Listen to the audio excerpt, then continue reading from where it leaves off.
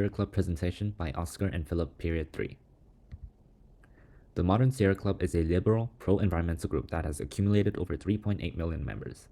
It is based on Oakland, California, but has national influence. It is currently under leadership by Allison, the president. Under her are Ross, vice president for conservation, Patrick, vice president for chapters, who is the coordinator of regional and local boards across the United States, Megan, secretary, and Cheyenne, treasurer. The club provides financial incentives in the form of news and services, such as monthly subscription of the National Sierra magazine. The club strives for its members to explore, enjoy, and protect the wild places of the earth. The Sierra Club was founded in 1892 in San Francisco by John Muir. He was a Scottish immigrant from Wisconsin who believed in the necessity and the protection of natural resources. So he made it the goal for the club to preserve and enjoy the natural beauty of the environment. In retrospect, the founding of the club was due to the combined interests of environmentalists to restore the natural qualities of Sierra Nevada. John's intentions for the club was to raise awareness of environmental destruction with the intention for others to have the same opportunities to experience nature at its core. At its core, the Sierra Club carries on much of John Muir's original vision and purpose to secure a healthy environment for all to have the pleasure of experiencing. In accomplishing this, the organization focuses its efforts upon tackling climate change and pollution that pose a devastating threat to ecosystems worldwide. Aside from defending the preservation of natural spaces and parks, as it commonly did in the past, the modern club has increasingly set its sights upon challenging fossil fuel industries and unsustainable practices, such as large-scale mining, deforestation, and agriculture.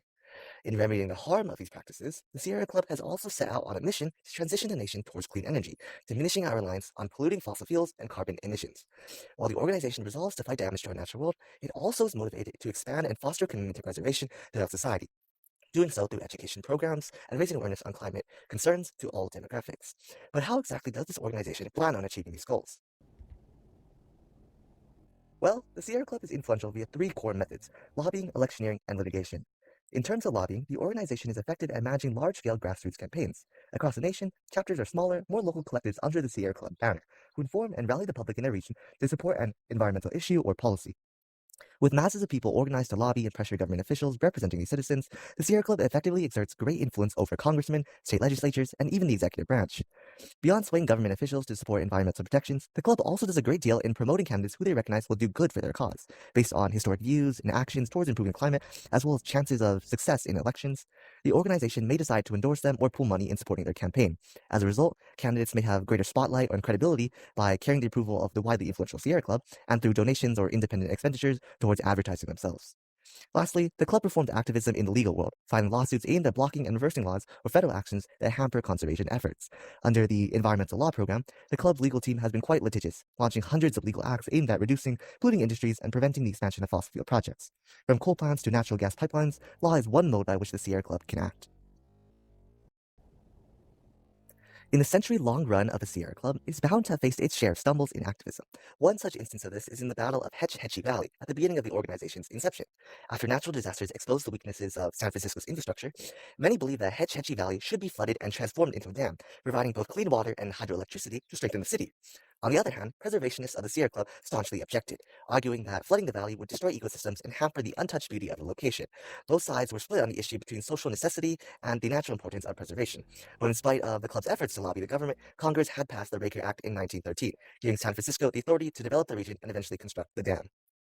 Aside from lobbying, the organization's litigation has also failed before in preventing environmental change. In the case of Sierra Club v. Morton in 1972, the club attempted to prevent development by suing the Secretary of the U.S. Department of the Interior for harm against public interests.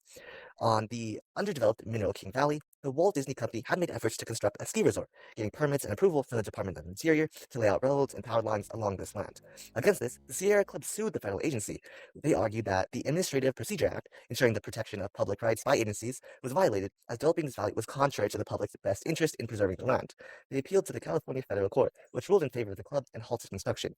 The case then progressed to the Ninth Circuit U.S. Court of Appeals, who found that the Sierra Club had no grounds to sue, for they never stayed their own harm by the Disney resort, to which the Supreme Court also agreed with. As a result, the construction efforts could not be blocked and the organization failed its preservation goals. Aside from their blunders, the Sierra Club generally succeeds in activism more than it fails. In their electioneering, by endorsing and spending on the campaigns of candidates, the organization has made strides in promoting conservation-minded officials in federal positions. In 2012, the club spent thousands in influencing voters away from the Republican Senate candidate Heather Wilson and towards her opponent Mark Heinrich in New Mexico. With this campaign support and promotion, Heinrich was elected and has supported clean energy industries and resisted the expansion of oil production via the Keystone Pipeline.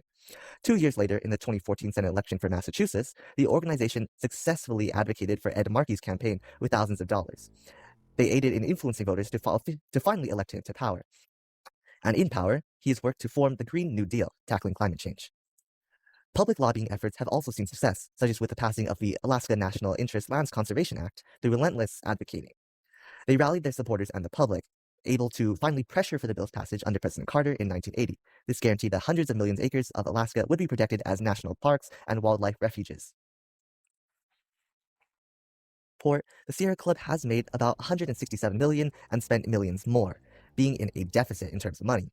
The club had accumulated funds through donations and grants, which were spent towards lobbying efforts, brand promotions, and campaigns.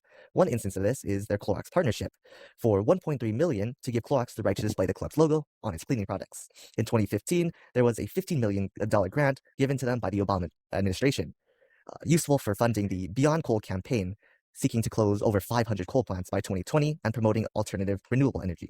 In addition, it spent millions of dollars more with its affiliated PAC, the Sierra Club Independent Action, against Republican candidates in 2014 general elections. And that about wraps up the Sierra Club. Thank you for listening.